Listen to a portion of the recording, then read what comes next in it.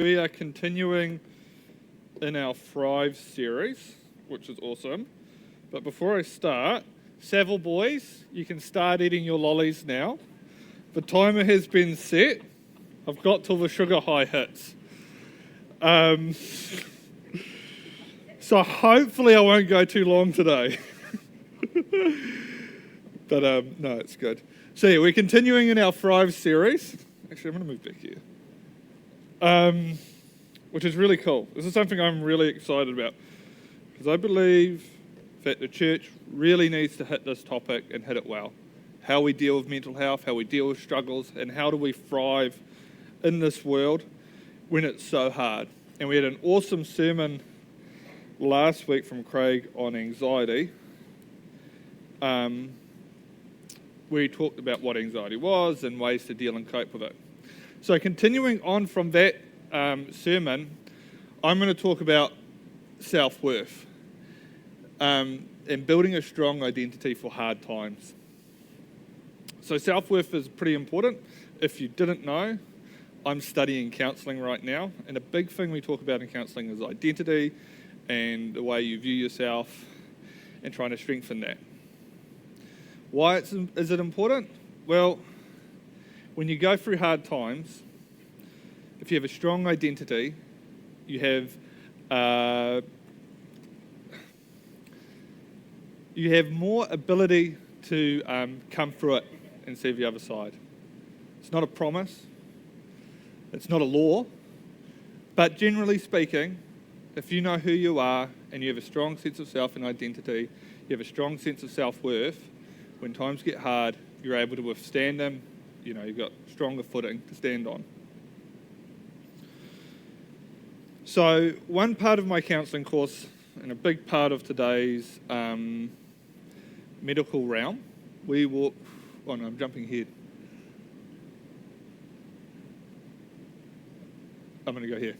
You know, big part of our mental health system now within counselling, psychology, helping people that are going through things, is this wonderful model that is set up by a guy named Mason Drury called Te Whare Tapa Whā. And so whare in Māori, who knows what that word means? House. Yeah, home. So everybody has a house. And it's made up of 5 here, different parts. So down the bottom you have your whenua, your land, and your roots, where your house is built, what your roots go into. And so it looks at like your whakapapa, your attachment to the place that you live, and where you build that house. You then have your te taha tina, poor pronunciation then, tina, which is physical, so your physical style. So that's your health. So, who can I pick on? I better not pick on anyone. No. Maybe you're starting to get old in life and your body, dare I say it, your body starts to slow down. And it doesn't work the same way. Right? You might start to put on weight in certain areas, certain parts might start to fail you, like your eyes or your hearing, and that can become depressing. That can become sad because you're going, I'm not able to do the things I used to be able to do. All right, so it's your physical side. Then there's te taha wairua, which is your spiritual side, which is really important. And you would all say that since you're sitting here in church. I'm sure you all understand the importance of spiritual health. What? So, your wairua. So, if you're struggling to connect spiritually with God, if there's things that are not quite clicking with you, if there's a problem that arises within your spiritual health, that can affect your whole whare. Your te taha hini raro, naro, having all trouble today. Your mental and emotional health. So your brain. So that's when we're actually talking about things like anxiety, depression, all the wide range of mental illnesses that are out there. When that starts to have an issue or a problem, it's not good for your house. And then te taha whānau, your family. When there's a disruption within your family and your whānau. So maybe you fall out with a brother, there could be a death in your family. That could put stress on your house, all right? So house, it's got a foundation to the whenua. You got your 2 walls and a roof. If any one of those starts to fail on your house, like your roof starts to leak, that's going to affect your walls, going to your foundation. If your foundation isn't strong, that's going to cause problems in your house. If your walls aren't strong, that's going to cause problems in your house. And once one of them starts to go, all of them start to go. Let's make it simple. You're feeling depressed. So you stop eating healthy. It's your physical starting to fall apart. You stop going to church. That's your spiritual starting to fall apart. You stop visiting with your family. You disconnect from your family. One small part can start to infect and break down the rest of your house. So what is important to do is to build your walls strong, all right? So that you have a strong life. Yeah, put it that way. So the type of counselling that I focus on and becoming a student of is called narrative therapy. And I do this because I have a strong connection to it through a Christian lens, all right? So this quick quote I've put up here: our lives are made up of these different events. These events become stories or narratives in which we build our identity, the way we see ourselves. So I don't know. But say you, we all have these narratives and stories in our lives, and these narratives and stories are what help build a strong house. So maybe you're a good rugby player, right? And you have a great season, you score a whole pile of tries, you make all your tackles, your coach is impressed, you have really good games. That starts to build a narrative within your life that you're a strong rugby player, which helps feed into your physical, your family, and all these different things, all right? Or the opposite might be, you're driving your car and you crash. Okay. Then a couple of months later, you get a speeding ticket. Then a couple of months later, you scratch it reversing out of a car park. All these stories can start to build up a narrative in your life that you're a bad car driver. All right? All right? Now, I'm not going to hit on all these points today. I'm only going to focus on the wider. So let's make it to the spiritual. All right? You were struggling financially. You can't afford to put fuel in your car. So that means that you can't come to church on Sunday. So you start watching church on a podcast. But then you have to start working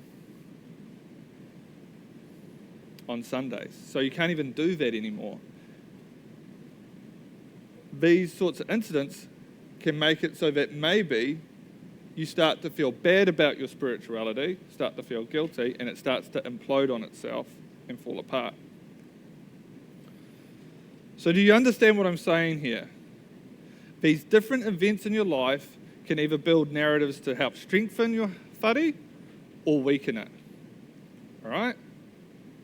And for a lot of us, what weakens our spiritual whare are real simple things. And it can be sin, it can be, just lots of stuff. Anyway, I'm getting lost in myself, talking too much. So this is why I came to Psalm 139. This is why I got Harley to read it, which I think I could have just got her to preach a sermon because she was doing a great job at exegeting the text there and connecting it to our lives. But Psalm 139, it speaks a lot to me because of how it's written and the ideas that are present within the text. So what I've done is I've broken the text up into 3 sections. The first section being verses 1 to 6. So I'll read them again for you. O Lord, you have searched me and know me. You know when I sit down and when I rise up. You discern my thoughts from afar. You search out my path and my lying down, and are acquainted with all my ways. Even before a word is on my tongue, behold, O Lord, you know it altogether. You hem me in behind and before, and lay your hand upon me. Such knowledge is too wonderful for me. It is high, and I cannot attain it. So the point I've made there is God has a full knowledge of our lives. Nothing is hidden from him. He knows your deepest thoughts. He knows everything about you. He searches you. Nothing is hidden. God knows who you are. Nothing we do can ever be hidden from him. So he knows all of our problems. He knows all of our issues. He knows all of our weaknesses. And he knows all of our strengths. That is our God. He's amazing. He knows it. And as I say this, you know it. And I'm sure you're able to go through and search your own heart, and I'm sure there's things that you'll rack up that are not good. And I'm sure you could fill a book with all the things that are not good about yourself. But God fully knows them. And he also knows the list of things that are good. The things that are wonderful in you. Okay? The next section, verse 7 to 12. Where shall I go from your spirit, or where shall I flee from your presence? If I ascend into heaven, you are there. If I make my bed in Sheol, you are there. If I take the wings of the morning and dwell in the uttermost parts of the sea, even there your hand shall lead me, and your right hand shall hold me. If I say, surely the darkness shall cover me, and the light about me be night, even the darkness is not dark to you. The night is as bright as the day, for darkness is as light with you. That is amazing. So God knows where we're at. There's no hiding from him. There's nowhere that we could ever run that would be out of the grasp of God. He is with us. Yeah, we can't escape his presence. And when we think about within the spiritual side, it's important to know that he is always with us, even in the dark times, the hard times. So we cannot escape his presence. The third section, I just did the second one. Third section, 13 to 18. And if you notice, I'm not going through the whole psalm here, but just the 3 that I wanted to. For you were formed in my inward parts. You knitted me together in my mother's womb. I praise you, for I am fearfully and wonderfully made. Wonderful are your works. My soul, it is very well. My frame is not hidden from you. When I was being made in secret, intricately, you get that word, intricately woven in the depths of the earth, your eyes saw my unformed substance. In your book were written, every one of them, the days that were formed for me, when as yet there was none of them. How precious to me are your thoughts, O God. How vast is the sum of them. If I would count them, they are more than the sand. I awake and I am still with you. Before we even walked this earth, God knew who we were going to be and still loved us. That's powerful, man. When we put all of our problems down on a piece of paper and we put all our issues, all the hard things in our life, we put everything on a piece of paper, God knew them. The hard stuff, the really hard stuff, God knew that. And He still created us. And that might be bittersweet sometimes because there's some really hard stuff that we could put on that piece of paper, and God still allowed that to happen. And we live in a fallen world where we are not perfect. But within all this, God still chose to make us, and He delights in us. And He has. I just love verse 17 and 18. How precious to me are your thoughts, O God. How vast the sum of them. If I would count them, they are more than the sand. I awake and I am still with you. And to think, before we even walked, God had these wonderful thoughts of us and this wonderful plan for us. It just blows my mind. Right. So as I sat and I mulled over this week and I opened up my study books, I turned to St. Augustine from a hippo. It's a place, not the animal. It's not from a hippo. And in his commentary on this verse, he made a really interesting link. Or from these verses, from the psalm. He linked this across to the prodigal son. So I'm going to tell the story of the prodigal son. And I want you to sit there and think, okay, what is the identity of this young man, of the prodigal son? Look at the way he reflects on himself through his journey in life. All right? And in this story, in this journey, he comes to a pretty lowly place. And just there, I want you to, when we get to that lowly place, I just want you to see it the way he views himself. All right, so the prodigal son. So there was a man, he had 2 boys. And the younger of them came to his father, Luke 15:11-32, turn there if you can. And he came to the father and said, Dad, give me my share of my inheritance. Give me the money, the land, whatever. Give me my sheep, more than likely. And so the father went, okay, son, and he divided it. He split evenly between his 2 children, and the son was like, sweet, thank you, Dad. He then decided, all right, I've got what I want, I've got my money, I've got quite a good little nest egg. I want to go out into this world. And so he left home, went to the big city, and lo and behold, he wasted his money.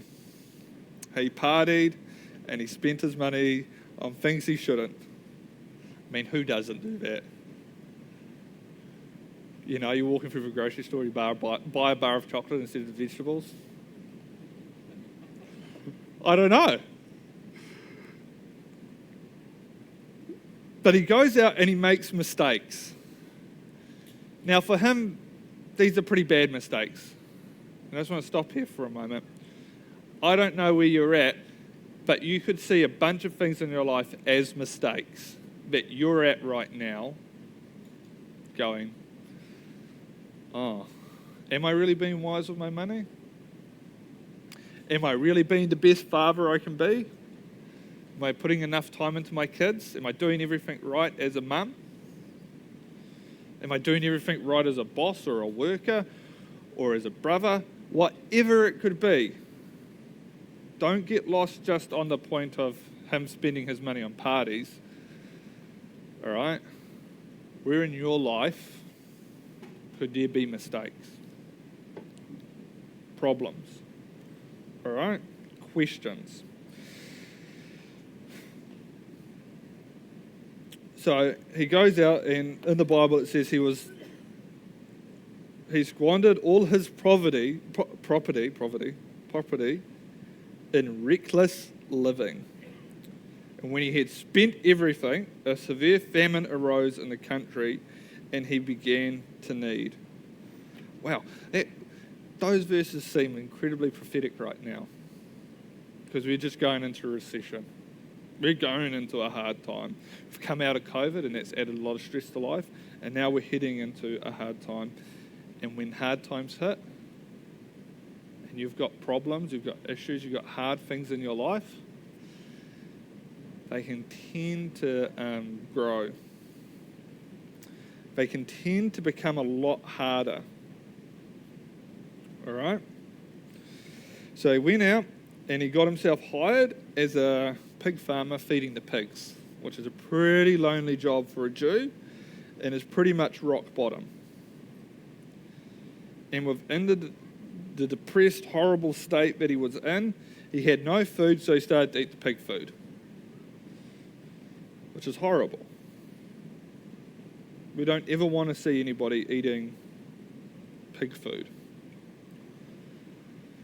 But, and in verse 17 it says, "But when he came to himself, he said, 'How many of my father's hired servants have more than enough bread? But I perish here in hunger. I will arise and go to my father. I will say to him, Father, I have sinned against heaven and before you. I am no longer worthy to be called your son.'" Identity.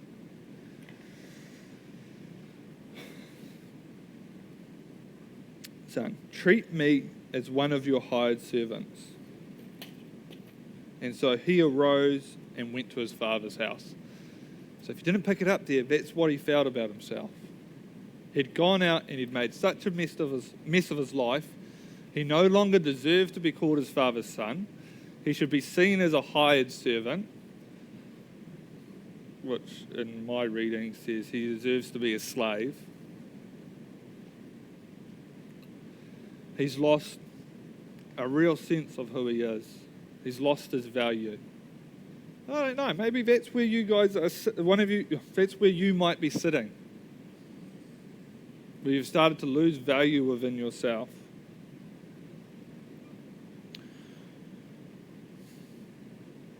I know because I've been there and lost value in myself. I've been in a place where it's really hard. And when you get to that space, really horrible things start to come up within inside you.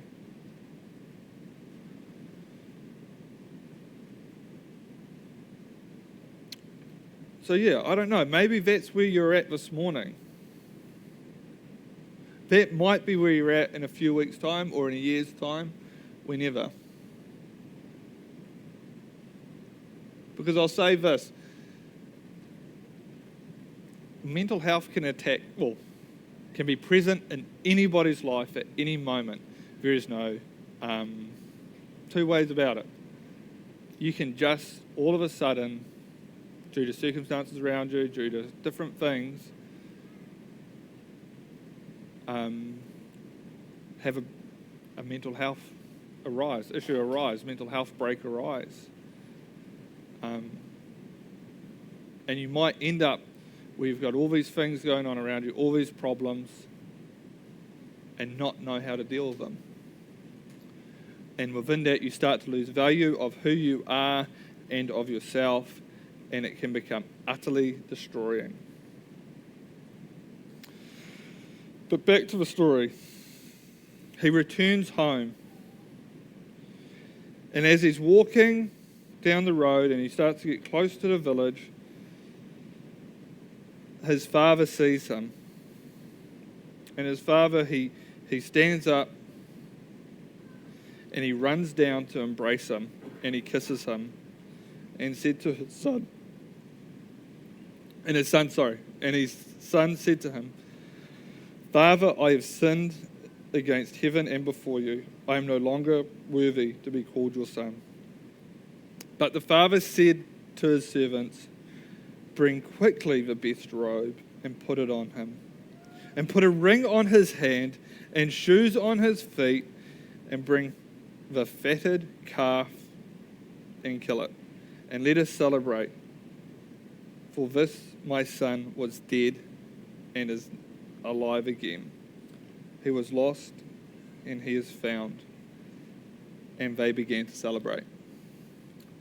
So his father, when he failed to recognize of himself his own value, his father recognizes his son's value, still seeing value and worth in him. Now, I want to make it clear, what you're going through, or what you could be going through, might not be sin. All right? It might be purely a mental health issue. It might be a whole pile of things.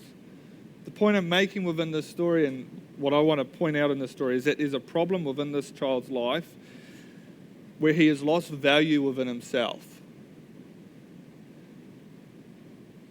And he's got to the point of feeling no worth, and he returns to his father, and his father automatically sees value and worth in him. He witnesses to him what he is actually worth. And this is one of the most amazing and powerful things. Because his father takes him by his hand and starts to journey with him, you would hope. I don't know because I'm reading into it a little bit, but starts to restore that son's value. And it comes as simply as putting a ring on, a robe, and killing a big calf and having a party because his son's returned. All right? And this is the amazing thing. And tying it back to Psalm 139. This is how God sees us. And when we come to him within our problems, within our issues, even when we feel no value in who we are anymore,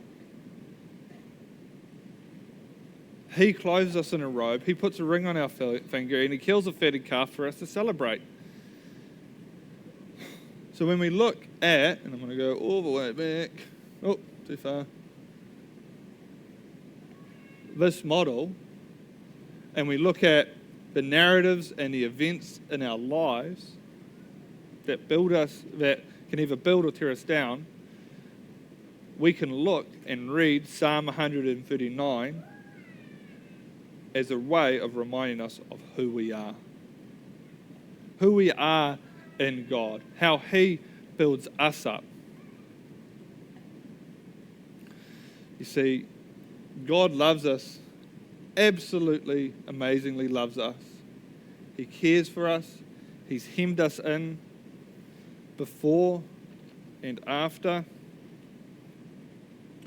He knows everything we do, and he still loves us.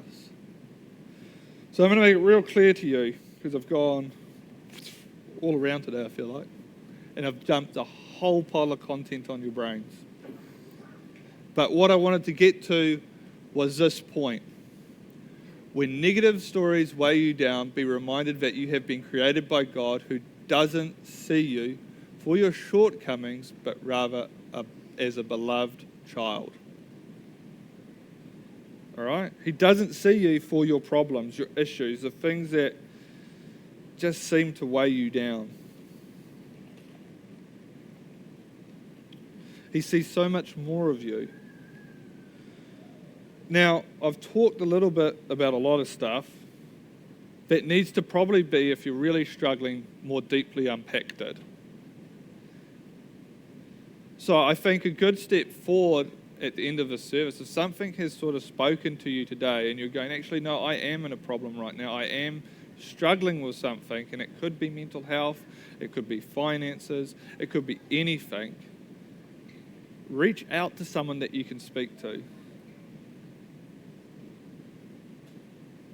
Reach out to maybe one of the elders, reach out to a close friend that you know, that you can actually share and open up and talk to. Because I pointed only to one point, the spiritual side of our lives. And there's still a number of other things, like our mind, our mental health, all those things that we need to have strengthened. And the best way to strengthen them is to live in a village, like Agora, and to rely on each other, okay? So I just want to, really challenge you. If you feel like there is a problem or there's something that's happening in your life right now, step forward. Seek help. Seek one of the elders, and we can start praying for you and help work through these problems with you. Let's pray. Heavenly Father, we just ask that as we go out this week, as we continue to journey through this year, and we struggle,